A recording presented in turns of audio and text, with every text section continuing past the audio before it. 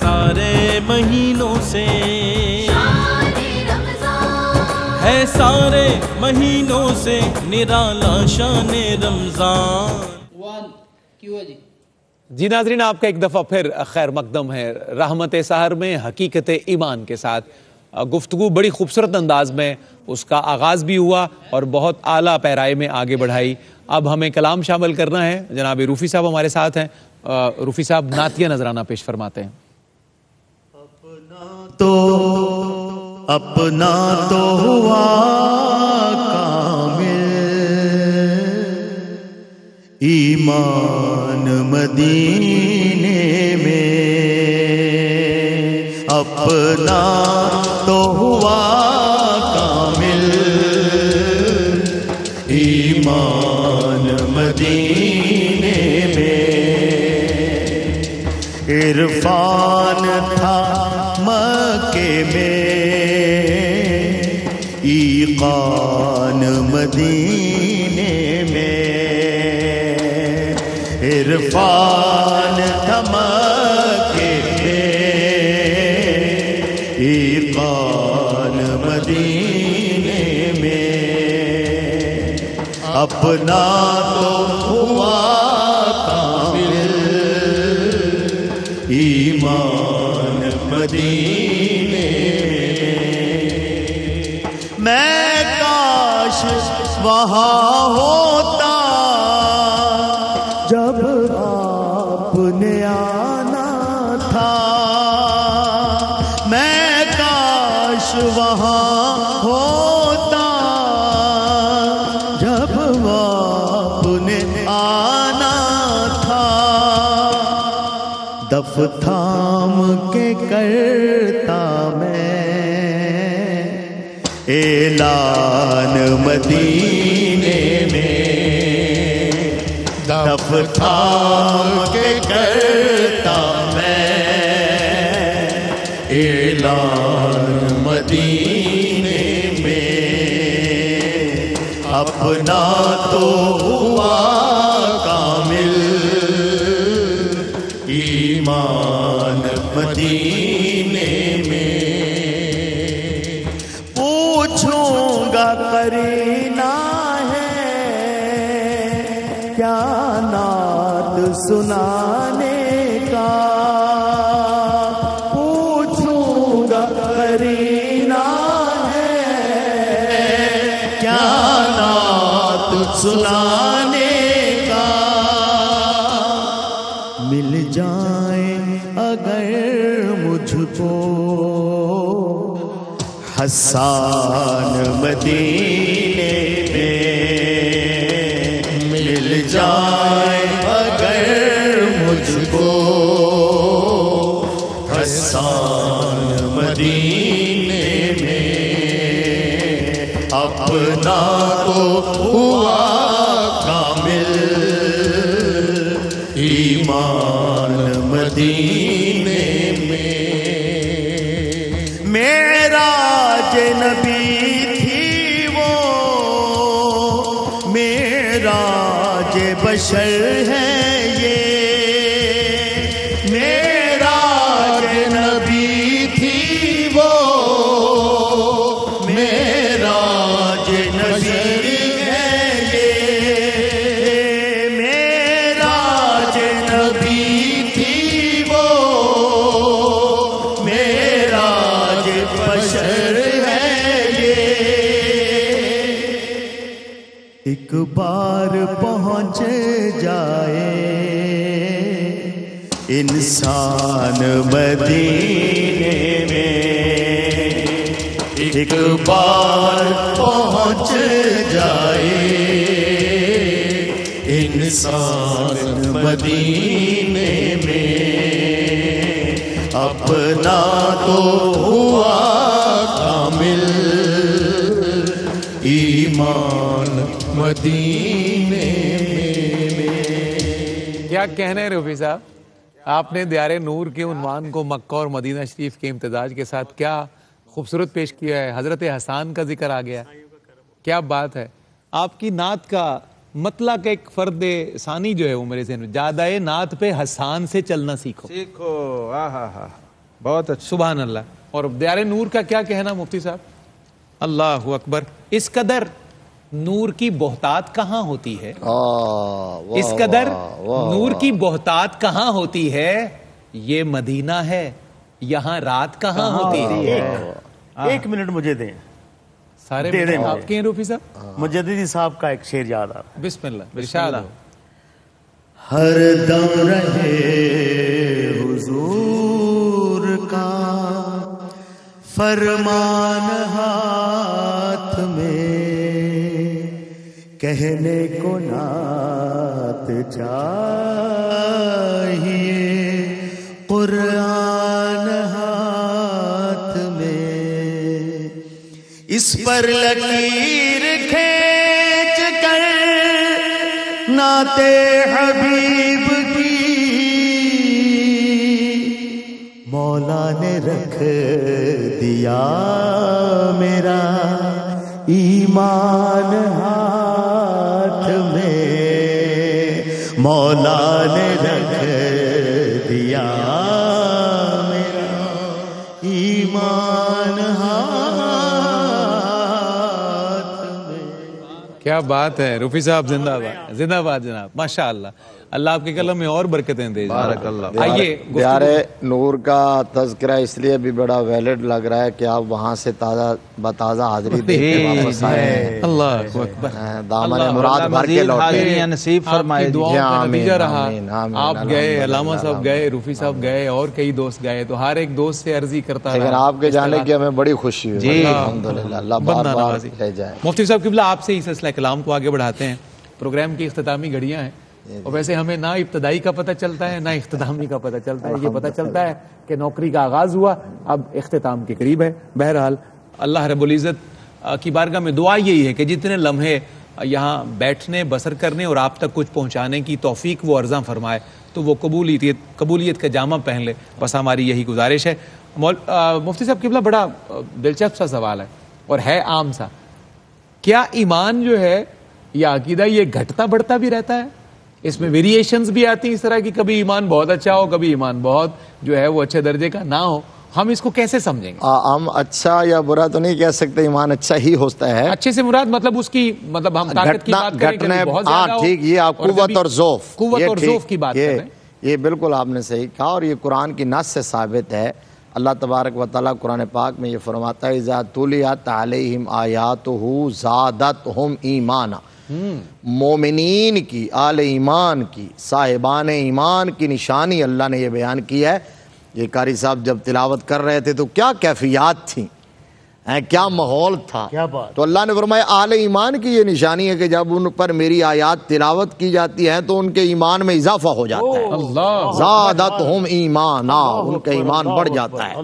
تو یہ ایمان، اور وہ جو حدیث شریف ہے کہ جو تم میں سے برائی کو دیکھے وہ اپنے ہاتھ سے روکے، تو آخری درجہ جو ہے دل میں برا جانے، تو کہا گیا ذالک اضعف الایمان، یہ ایمان کا کمزور ترین درجہ ہے. تو یہ دونوں جہتیں، ڈائمینشنز، ایکسٹریمز جو ہے نا وہ بیان کر دی گئی.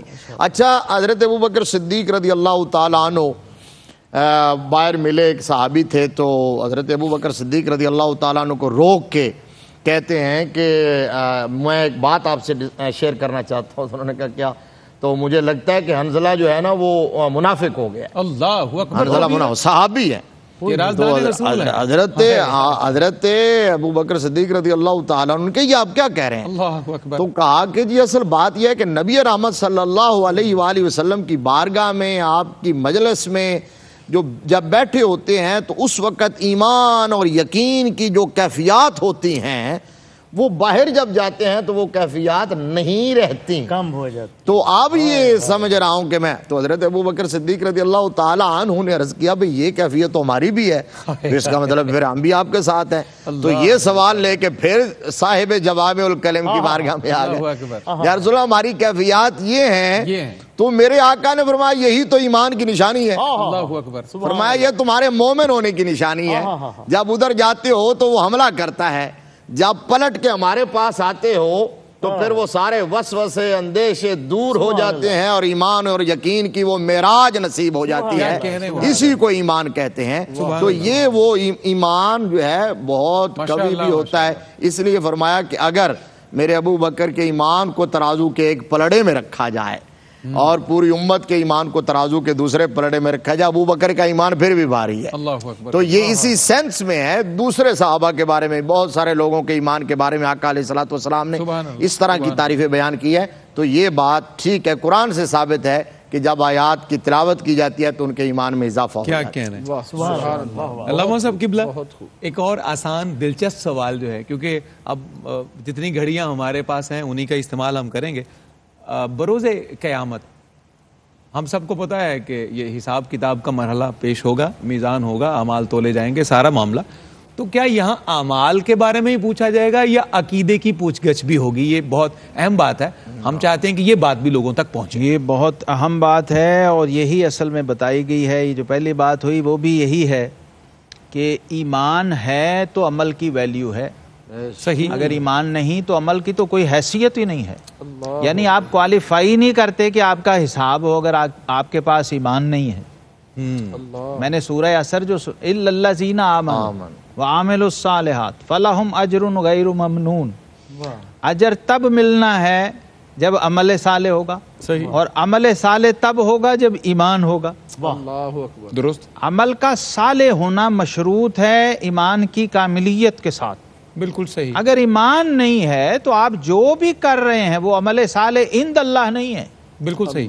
وہ آپ کی نظر میں اچھا عمل ہو سکتا ہے، لوگوں کی نظر میں اچھا عمل ہو سکتا اللہ ہے. کی نظر میں بلکہ نہیں. صفدر صاحب آج میں موضوع ایسا ہے، میں یہ عرض کر دوں اور کبھی کبھار موقع ملا یہ بات کرنے کا، لیکن آج بہت اچھا فورم ہے یہ کہہ دوں کہ ہر نیکی وہ اچھا عمل ہوتی ہے لیکن ہر اچھا عمل نیکی نہیں ہوتا. اللہ اکبر. اچھی بات ہے. اچھا، بہت خوب. آج یہ کر سکتا تھا یہ بات. اچھا عمل نیکی تب بنتا ہے جب آپ کے پاس ایمان ہو. جی درست. یہ بڑی وہ خوبصورت اجر کے بات. قابل تب ٹھہرتا ہے.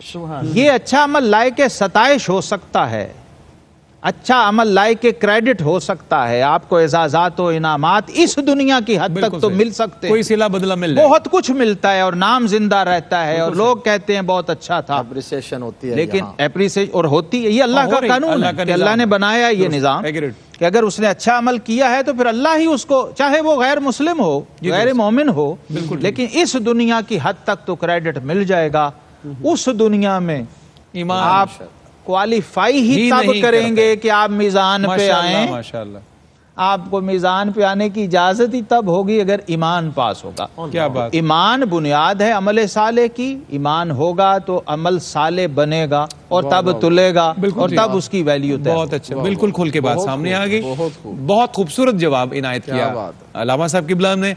پروگرام کی اختتامی گھڑیاں ہیں. بہت شکر گزار میں قبلہ مفتی صاحب آپ کا، روفی صاحب آپ کا، علامہ صاحب آپ کا، قاری صاحب آپ کا.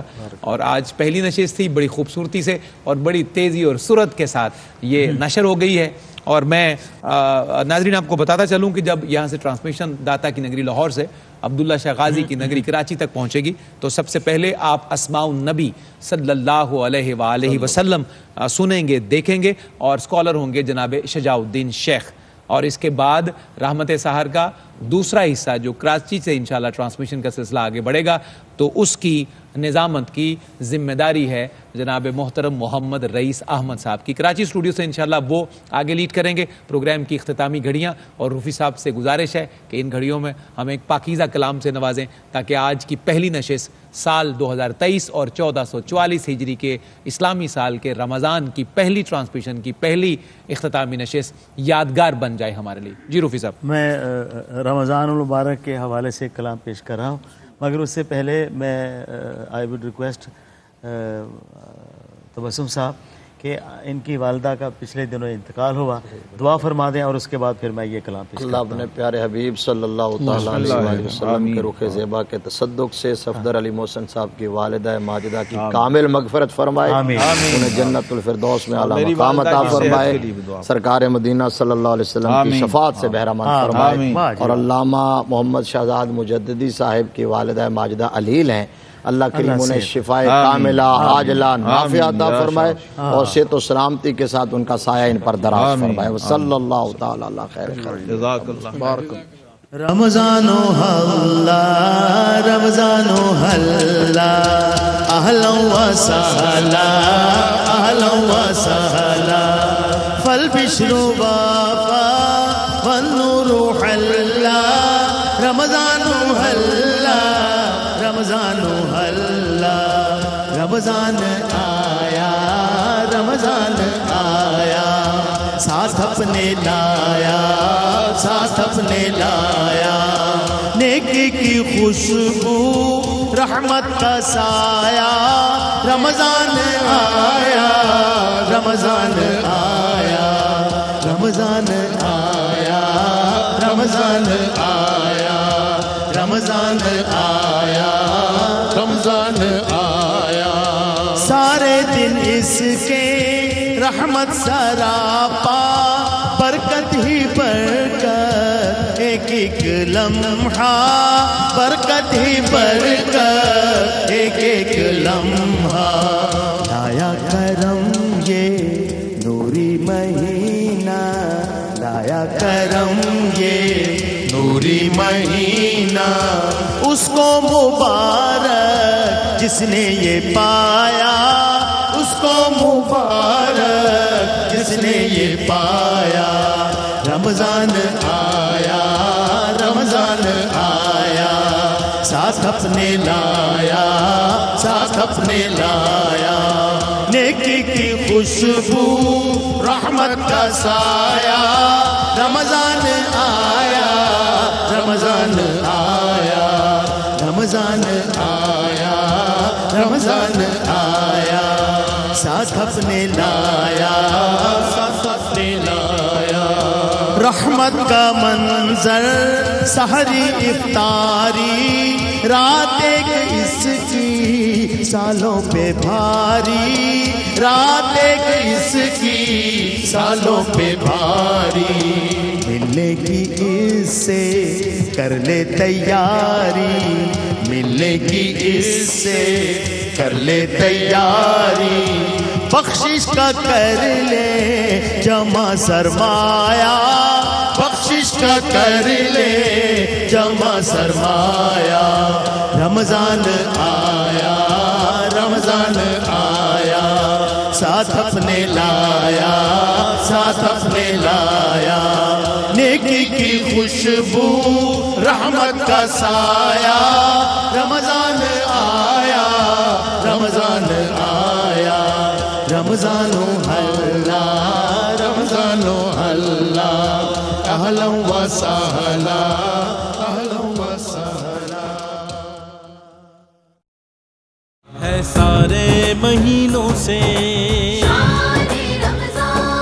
ہے سارے مہینوں سے نرالا شان رمضان